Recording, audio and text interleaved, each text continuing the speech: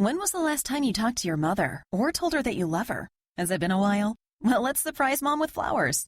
Mother's Day's coming up on Sunday, May 10th, and JustFlowers.com can help you find the perfect gift for your mom. That's JUSTFlowers.com, or you can call us at 1-844-896-8752 and use coupon code BLOGTALKRADIO to save $5 on your order. Again, that's 1-844-896-8752 or JustFlowers.com. And use coupon code BLOGTALKRADIO to save $5 on your order. Blog Talk Radio.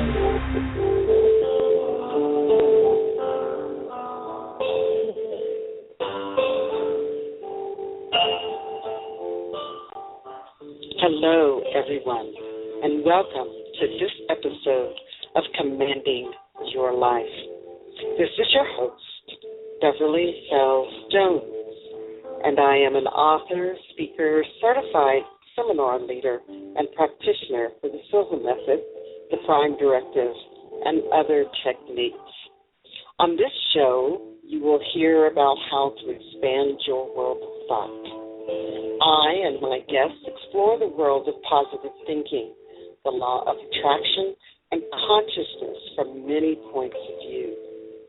It is my intention to share with you information that will enlighten and empower you in your life. I am here to encourage you to think in the positive and show that miracles can happen. I truly believe that you have been given the power of the word and thought to create the life that you desire. Please be aware that the opinions expressed on this show are mine and my guests. They are not associated with any organization. This show is an open forum for growth. This show is a safe haven for discussions. You are invited to call in at 347-838-8437 when we are on air to discuss your opinion or to ask questions. So that number again is 347-838-8437. If you listen to the recording, email me any requests or any questions. And that address is Beverly, B-E-V-E-R-L-Y, Beverly, at commandingyourlife.com. Also, feel free to make comments on this site. They are always appreciated. So welcome and thank you for spending time listening to this program. So now let's start our discussion.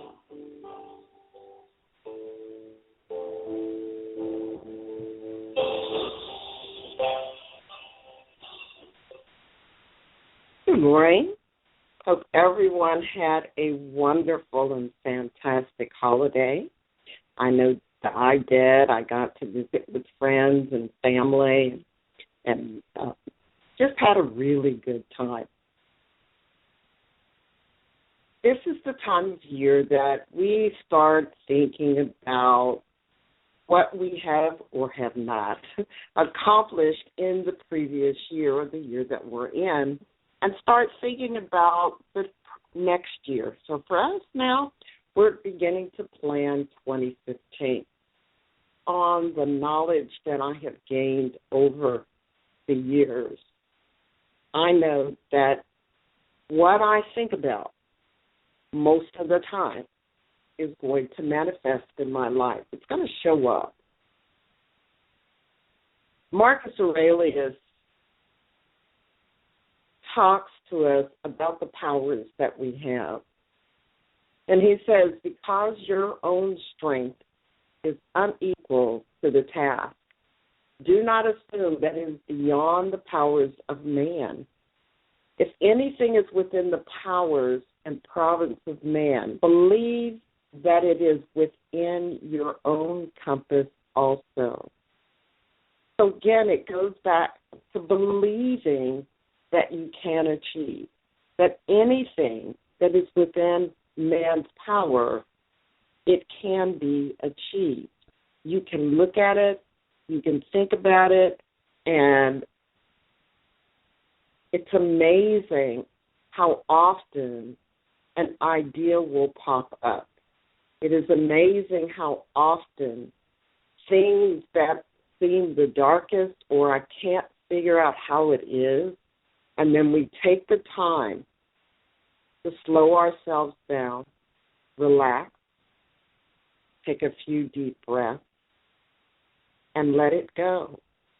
And said, I know that the answer is here. I know that I will be given the information that I need. It is amazing when I think of the time that I was nervous or upset or couldn't find the answer, that I found that I was in a hurried state and naturally would say, I've got to stop. And many of you have said this, stop and regroup. Stop and do it again. Stop and move forward. And all we did was relax. So those of you who have been listening to me before know that I talk about the fact that our minds have a speed. We have the beta brain or the beta mind where we are thinking in abstract, in black and white, yes or no. And then we relax, slow ourselves down. The waves, electrical waves in our brain slows down, and it can slow down to an alpha state or a theta state. And these are the states of being able, and I think of it being able to tap into the anteroom of God to get your answers, or to be given your answers, or to hear your answers. And many people do it naturally, and others have to be taught. So thinking about now, I was looking at Matthew 7, and I just wanted to review it before the show today. And one of my favorite websites, just to pick it up and be able to go to different scriptures almost immediately, it's called the Bible Gateway. And it's just BibleGateway.com. And I pulled up and I said, well, let me pull up the entire chapter of Matthew, 7th chapter. And all I did was say thank you, because many times I'm led to different pieces of information, and today I was too, because before I came on air today, I did go into my meditative state and ask, all right, what am I supposed to discuss today? What am I going to really concentrate on? Body is at this moment not feeling very well, and so I'm sending out healing energy to her, and my thoughts of seeing her healthy and walking well and managing to maneuver. And I ask you to do the same. Visualize. Even though you've never seen her, visualize a lady standing and walking tall without a cane, being healthy, and think of her as Bonnie W.K.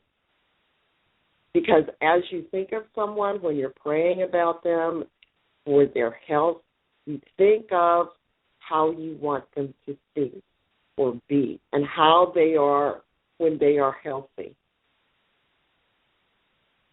Well, today, looking at Matthew 7, at the very beginning, it talks about judging others. And at the very one, starting in verse 1, it says, do not judge, or you too will be judged. Do not judge, or you too will be judged. For in the same way you judge others, you will be judged. And with the measure you use, it will be measured to you. And I look at that and I go, yeah, all right.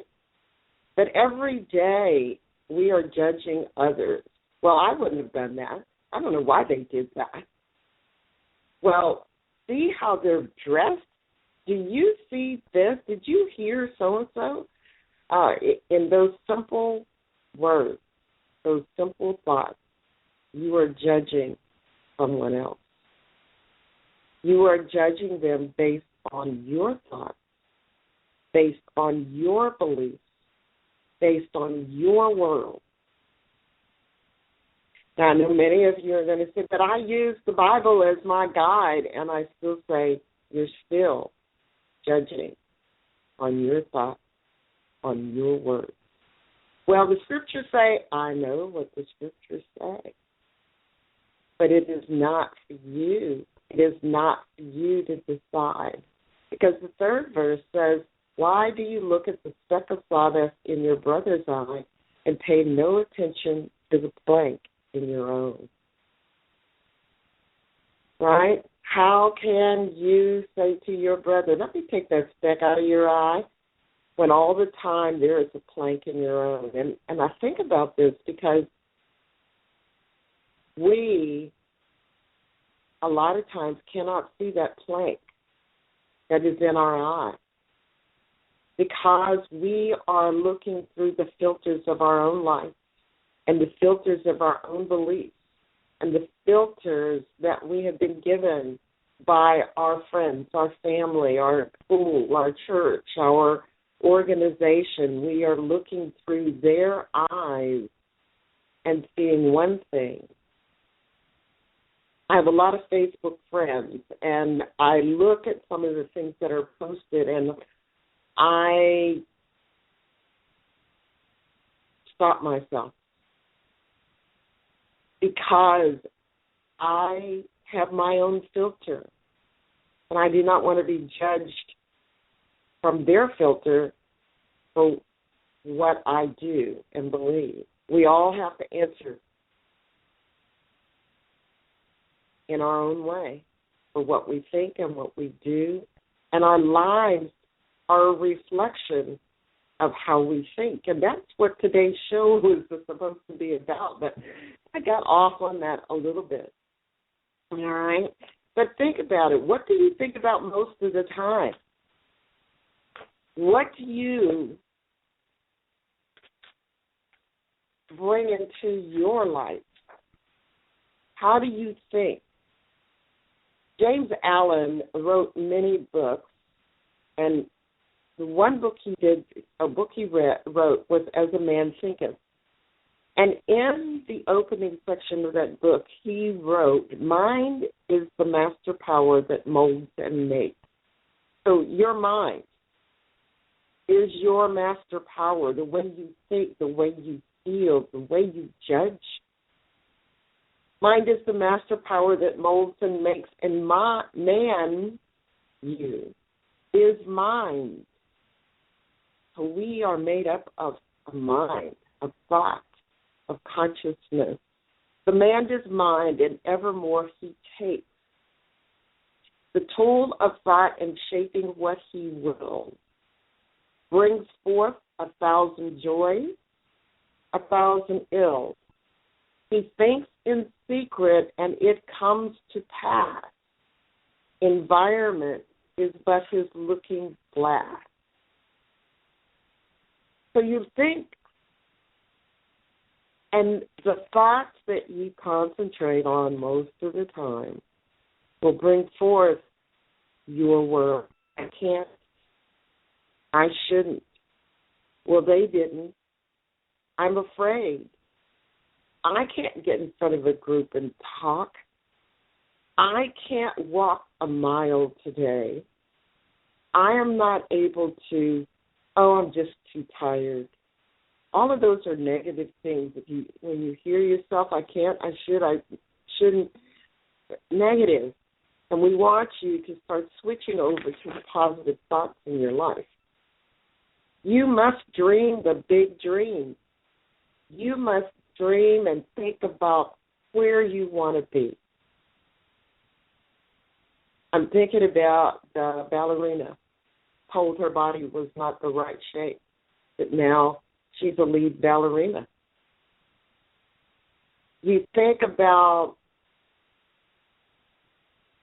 athletes that are tiny and puny and go on to become big and breaking records. And I don't want to call out any names because many of you have many examples in your mind of people who were rejected. And they said, I'm not going to be rejected. I am going to do this. People who have come from terrible situations, horrible home life, living in ghetto situations or in the backwoods, who have come out and become great. What was different about them? Dream. Or somebody saw them and saw the potential in their life and encouraged them to move forward. Don't stay where you are just because everybody around you says it can't be done. Because here's the next piece that I say. Share it with no one. Share your dream with no one lest they take your dream away. And it's not because they hate you or they're jealous of you, even though we think it sometimes. It's because in their filter of life, it can't be done. Your brother didn't do it. How do you think you're going to do it? Oh, your brother did so-and-so. All right, so let's take it the other way. Your brother's a doctor. Why can't you be a doctor? Well, I'm not cut out to be a doctor. I want to be a singer. I want to be an actor.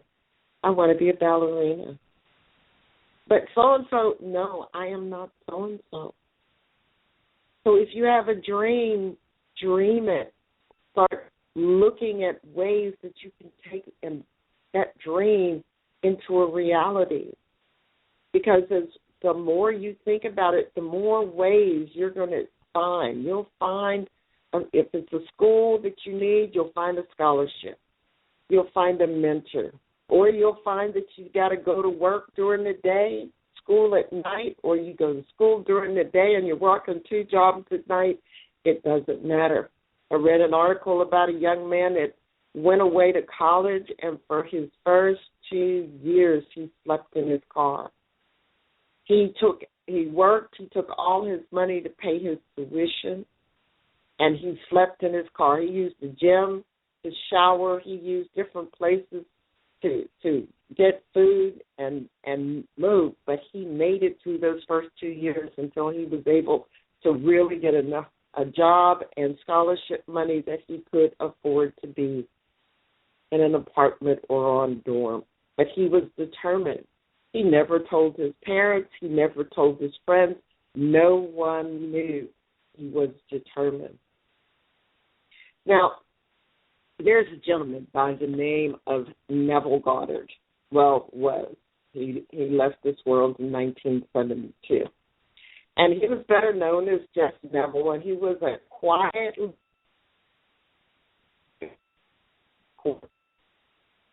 dramatic in his speech, and influential in his teaching. He had a very uncomplicated way of explaining things.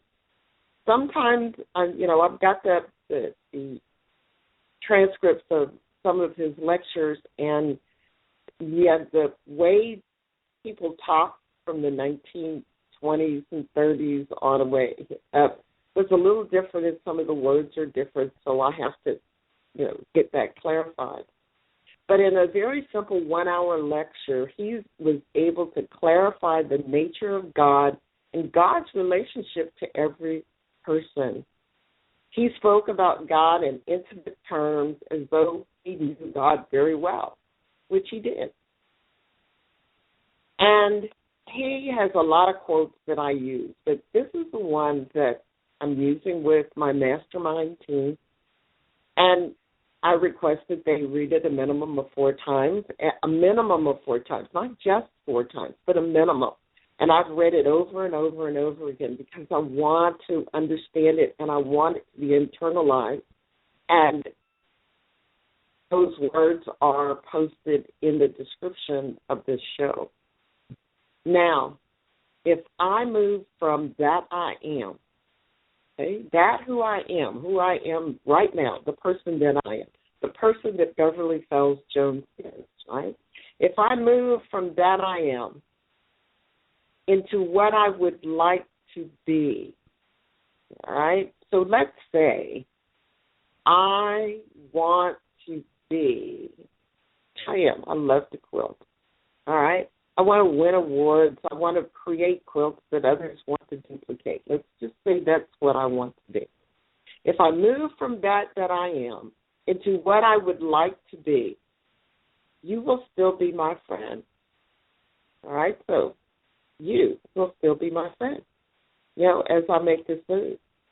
So in my imagination, not yours, I let you see me as you have to see me if things were as I want them to be, and there I remain. Okay, so let me go back.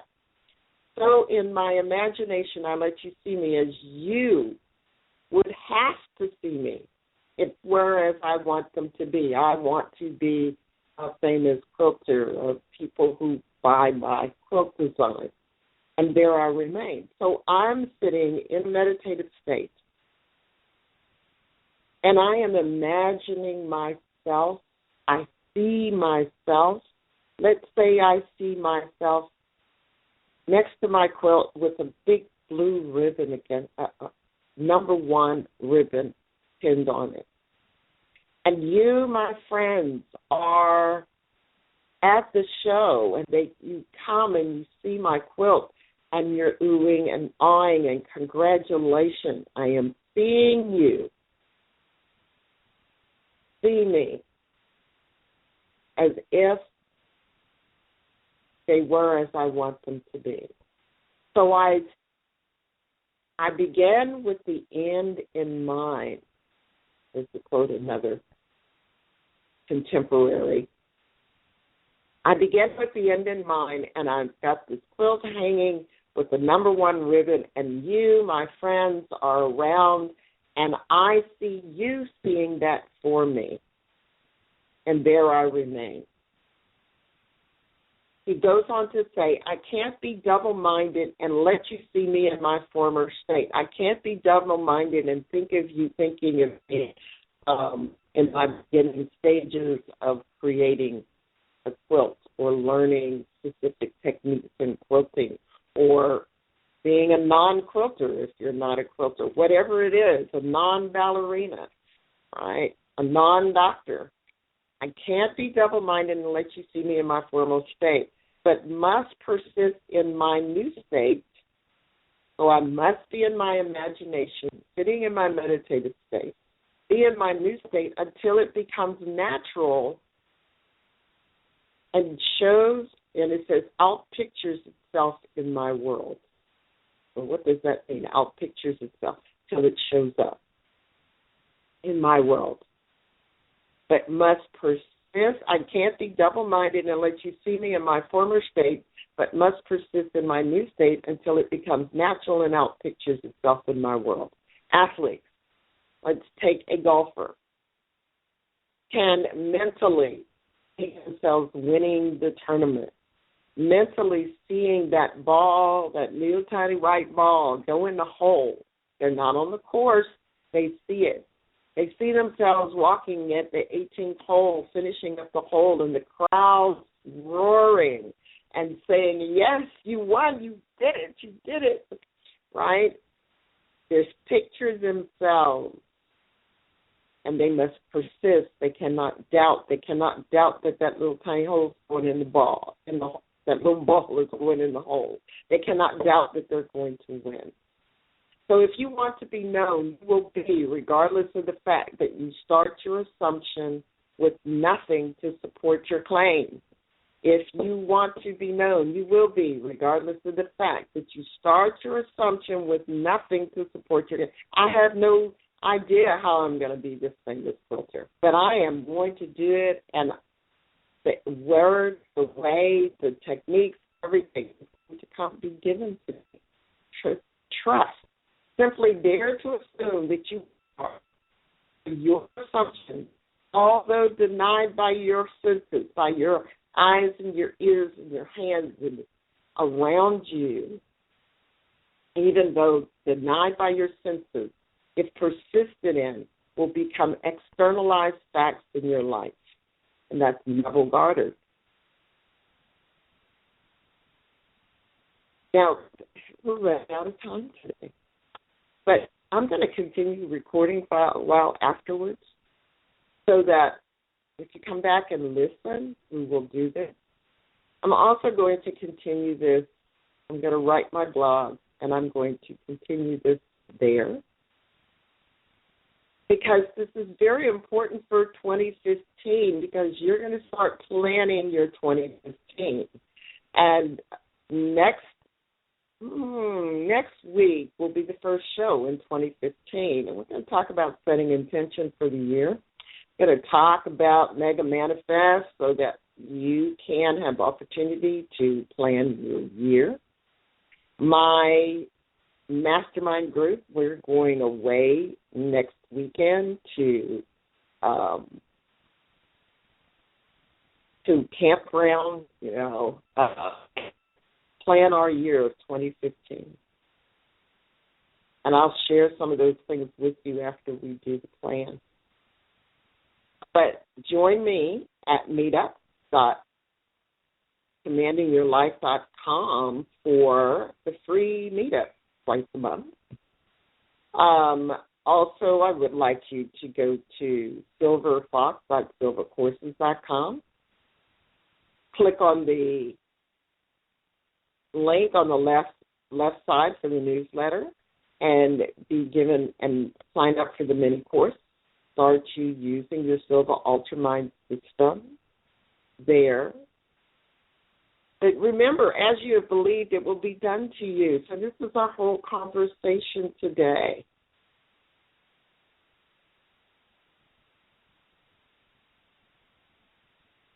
So think about what you think about most of the time. Think about how you are living your life and how it shows up around you, because you must have a definite aim or purpose that you're looking for. You've got to go into that mental state. Neville also says, learn to use your imaginal power lovingly, not only for yourself but on behalf of others. For man is moving into a world where everything is subject to his imaginal power. Because imagining creates reality. I want you to frequently assume that what you desire has already been fulfilled. Because this is what the scriptures have told you. So Matthew 9:29 is what I normally sign off with. 9:29 says, as you have believed, let it be done to you. And that is exactly what Neville is telling you. It's exactly what James Allen is telling you when it tells you, he says that the mind is the master power that molds and makes. The man is mine, and evermore he takes the tool of thought and shaping what he wills, brings forth 1,000 joys and 1,000 ills. He thinks in secret, and it comes to pass. Environment is but his looking glass. Look around you. Look at the life that you're leading now. Look at your friends, your 5 closest friends, and you will find that those friends is a reflection of how you think. And I've said many times, I'm not telling you to get rid of your friends. I'm telling you to bring new ones into your life who are doing and acting and being as you want to be. Even if you have to do it in secret, you got to disappear. I'm going to school. And if you have friends who look down on going to school, you don't have to tell them you're going to school. You just are busy. The thing is that you're going to change your life, and sometimes it's very tough decisions in order to change your life to become the person that you truly want to be. I want you to think about those things. I want you to watch for my blog. It might be a a few days or so before I get that done. But I want you to think about that and read the Neville Goddard information again and again and again, and internalize what he's telling you. So basically, imagine yourself as you want to be, but imagine it to the point that you truly believe that you are that person, that you become that person. Many years ago, and I know I was in my 20s, I saw a lady. I saw the way she talked, the way she dressed, her look. I saw many ladies with that style.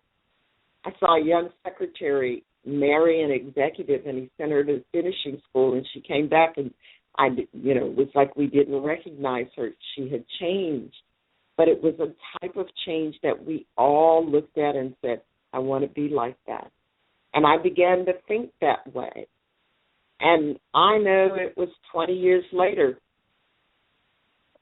I looked in the mirror, I listened to myself, and I went, wow, you look like that person. You're dressing. Your closet looks like. Because I concentrated on it, I saw myself in that position. However, it wasn't a conscious change that I did. It was subconscious. My subconscious took over, and it made the subtle changes for me to make that change, to become that person that I saw that I wanted to become. So think about that in your life, and think about what you want to become in your life. Thank you for being with me today. I hope that I have been a blessing to you. I hope that you will make the changes in your life that will make the rest of your life the best of your life.